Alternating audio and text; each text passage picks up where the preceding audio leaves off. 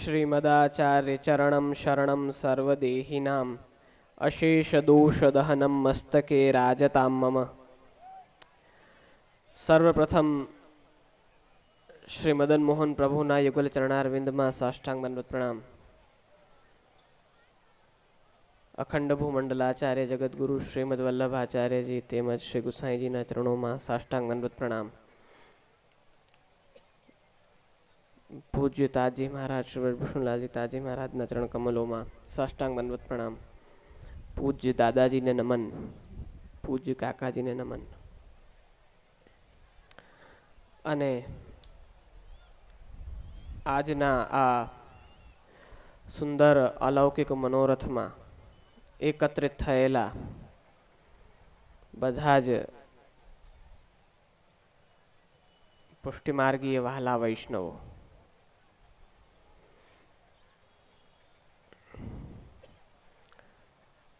આજ અમે સવારે આવ્યા ત્યારે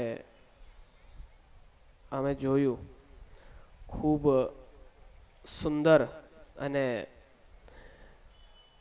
વિશાળ આયોજન આ ગામ ખાતે ખૂબ સુંદર રીતે કરવામાં આવ્યું। જ્યારે આટલી બહોળી સંખ્યામાં વૈષ્ણવો એકત્રિત થયા હોય ત્યારે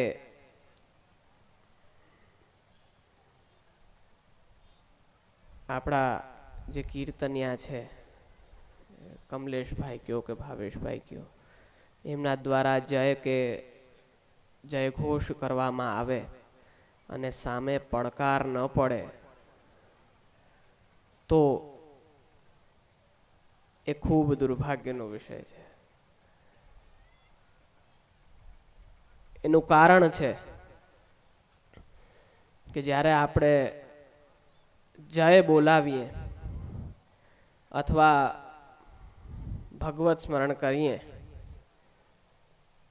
ત્યારે આપણા સૌના હૃદયમાં બિરાજમાન પ્રભુ છે ને એ આનંદિત થાય છે।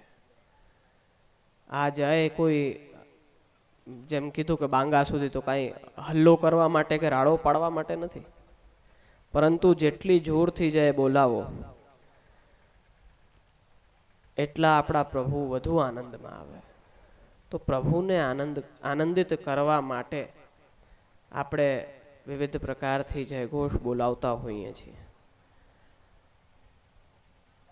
હમણાં થોડું જ્યારે પેલું ઉપરણાનું વિતરણનું ને ચાલતું હતું, થોડી અવ્યવસ્થા થઈ કે કોઈની થેલી કોઈને ગઈ એવું કંઈ થયું તો થોડું ભાગાભાગી ચાલતી હતી ને વ્યવસ્થાપકો થોડા સહજ છે, આટલી તૈયારી આખી કીટ બનાવ્યા પછી થોડી અવ્યવસ્થા થાય તો ચિંતિત તો થાય જ। ત્યારે એક વૈષ્ણવ આવ્યા અને મને કહે કે આ અમારો છે ને પહેલો અનુભવ છે, અમને બહુ આ વસ્તુમાં અનુભવ નથી એટલે આપ ક્ષમા કરજો કાંઈ થાય તો। એટલે આમ જોવા જઈએ ને તો જે સમૂહ માલા પેરામણી છે ને એનો અમારો શરૂઆતી જ અનુભવ છે। આ કાંઈ બહુ જૂનું નથી, આજકાલનું જ ઊભું કરેલું છે। આ કંઈ પ્રાચીન ક્રમમાં નથી। એટલે અમે અવ્યવસ્થા જોઈને ત્યારે અમે અમારા મગજથી પ્રોસેસ કરતા હોય કે આવી અવ્યવસ્થા થાય ત્યારે શું કરવું, કેમ કે આ બધું પહેલી વખત જ જોયું હોય। મેં તો ઉપરણાની કંઠીની કીટ જ પહેલી વખત જોઈ, આજ સુધી કીટનો તો પ્રશ્ન જ નથી કોઈ। મનોરથી પરિવાર આનંદથી ઉપરણા સિદ્ધ કરાવે, અમે આપીએ। કંઠીઓ પણ લિમિટેડ હોય, વૈષ્ણવ પણ લિમિટેડ હોય, તો કોઈ દી અવ્યવસ્થાનો પ્રશ્ન ના આવે। પણ જ્યારે આટલા બધા પરિવારો એકત્રિત થતા હોય અને આટલા બધા મનોરથી હોય ત્યારે કીટ કરવી જરૂરી છે। એમને જોઈને આનંદ પણ થયો કે વ્યવસ્થા ગોઠવી તો છે, પરંતુ અવ્યવસ્થા થાય તો આમાં અમે જોઈએ તમે જુઓ, બધાનો પહેલો અનુભવ છે। એટલે એવી વાત છે આ તો। બાકી આયોજન ખૂબ સુંદર છે। મેં એક બીજી વસ્તુ સવારે જોઈ, એ ખાલી નોંધ માટે, મનોરથ ચાલતો હોય ત્યારે બે વસ્તુનું એક ખાલી ધ્યાન રહે ને, ખાસ કરીને કે જે કીર્તન સમાજ હોય એ ઢંકાઈ ન જાય. વૈષ્ણવો બધા વચ્ચે આવી જાય અને પ્રભુ અને કીર્તનિયાઓની વચ્ચેનો અવકાશ વિખાઈ જાય, એ ખાસ થોડું ધ્યાન રાખવા જેવો વિષય છે. કેમ કે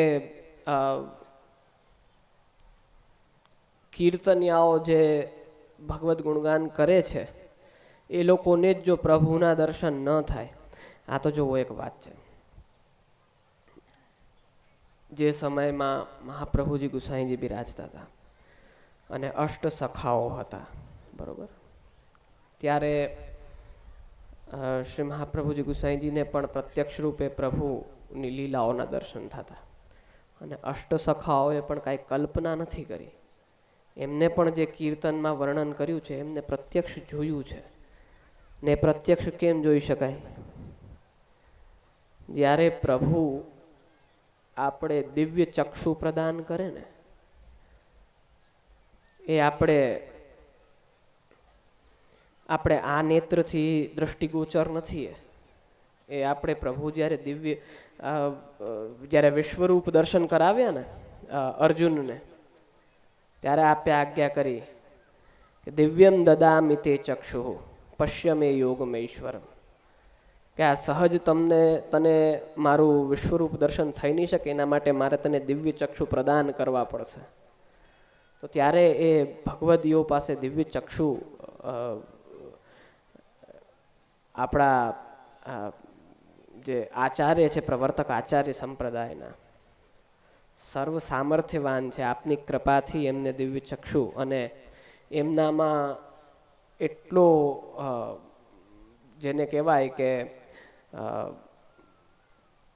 જે ભાવનો જે હાઈએસ્ટ પોઈન્ટ છે એ એમનામાં, ત્યારે એમને આ બધું દર્શન થાય. આજના સમયમાં જે મહાપ્રભુજી ગુસાઈજીને દર્શન થતા એ અમને નથી થતા, અને અષ્ટસખાઓને થતા એ તમને નથી થતા. સીધી સહજ વાત. યુગ પ્રમાણે યુગ પરિવર્તન થાય એટલે આપણી પાત્રતામાં પણ કમી આવે, અને એના સહજ પાત્રતામાં કમી હોય એટલે ફલમાં પણ કમી આવે. જો ફલમાં પણ કમી આવી, એ પ્રમાણે આજે આપણે સૌને વિવિધ લીલાઓના દર્શન પ્રભુ કરાવતા નથી. આપણી એવી લાયકાત પણ નથી કે કરાવે. આપણે એટલા લૌકિકમાં તરબોળ ડૂબેલા છીએ. પરંતુ જે પ્રત્યક્ષ દર્શન થાય છે એમાં તો કમસે કમ અવરોધ ના આવે, એ મૂળ વાત છે. જે દર્શન થાય છે એમાં અવરોધ આવવો ન જોઈએ. એ ભાવનાથી થોડું એક એ વ્યવસ્થા ક્યારેય પણ આગળ પણ સમૂહ થાય, એકલ થાય કાર્યક્રમ, જે કોઈ પણ હોય, મૂળ વિષય એ છે કે કીર્તનિયાઓ અને પ્રભુ વચ્ચે થોડા બહુ વૈષ્ણવે બેસવું કે એ અલગ વસ્તુ, વચ્ચે કેડી તો હોવી જોઈએ, બધું બ્લોક ન થવું જોઈએ. એક એ વાત. બીજી વાત એ કે અહીંયા થોડું પ્રસાદ લેવાનું નજીક છે, તો પંગત પડવા માંડી. જ્યારે આરતી નહોતી થઈ ત્યારે જ તો પંગત પડવા માંડી ને, એટલે જે પ્રભુનું બિરાજવાનું હતું ત્યાંથી સામે બધા પેલી ડિસ્પોઝેબલ ડિશમાં બધું લઈને અને આવવા માંડ્યા. એટલે સામાન્યમાં વૈષ્ણવને પણ એટલી હવે સમજ અને જેને કહેવાય કે સૂઝ નથી પડતી, અને વ્યવસ્થામાં પણ થોડું જો એવું રાખ્યું હોય કે આડી એક પેલી કપડાની બાંધી હોય તો સહજ કોઈ એમને ખબર પડી જાય. એ બોર્ડર તો બાંધવી પડે. જો બોર્ડર બાંધીએ ત્યારે ખબર પડી જાય કે આનાથી બહાર જ આપણે રહેવાનું છે, આનાથી અંદર નથી જવાનું. તો કોઈ થાળી લઈને કપડાની ઓલા હોય એની અંદર ન આવે. તો એ થોડું ધ્યાન રાખવાનું. પછી મેં આ બધા મરજાદીઓ બેઠા હતા ને એમને કીધું ફટાફટ આરતી પ્રગટાવો. આમાં અવેર નહીં કરો, ફટાફટ આરતી પ્રગટાવો, આરતી કરો ને ઠાકોરજીને પધરાવો. કેમ કે અહીંયા પંગત જો ધીમે ધીમે આગળ વધવા માંડી ને તો અહીંયા કીર્તનિયાઓ સુધી આવી જશે. કેમ કે જો ગરમીનો સમય 11:30-12 વાગ્યાનો ટાઈમ થઈ ગયો હતો ને ગામડાનું વાતાવરણ જે છે એ પ્રમાણે 12 વાગે તો આમ જેને કહેવાય મોડું થવા માંડ્યું કહેવાય. 11:30 થી 12ની વચ્ચે તો એ સમય છે બેસવાનો, તો બધા બેસવા માંડ્યા હોય. ત્યારે આ એક થોડુંક ધ્યાન રાખવાની આવશ્યકતા છે. બાકી તો મેં જેમ કીધું એમ આપણા બધા માટે નવો નવો જ અનુભવ છે. આ કંઈ જૂની વસ્તુ છે નહીં. તો કંઈક તમે પણ બદલાવ કરો, કંઈક અમે પણ બદલાવ તમને બતાવતા જઈએ, એમ ધીમે ધીમે આ વસ્તુ પાટે ચડશે. તો ખૂબ સુંદર આયોજન વૈષ્ણવોએ કર્યું અને બધા જ મનોરથી પરિવારને અને ગામ સમસ્તને, એ ઉપરાંત અલગ અલગ સ્થાનેથી આવેલા બધા જ વૈષ્ણવોને, તેમજ ભગવદ્ ગુણગાનનું શ્રવણ કરાવતા બધા જ કીર્તનિયાઓને, પ્રસાદ લેવડાવતા બધા જ મરજાદીઓને અને નાની મોટી બધી સેવા કરવાવાળાને ખૂબ આશીર્વાદ અને ખૂબ ધન્યવાદ છે આ સુંદર પ્રસંગ કરવા માટે. અસ્તુ.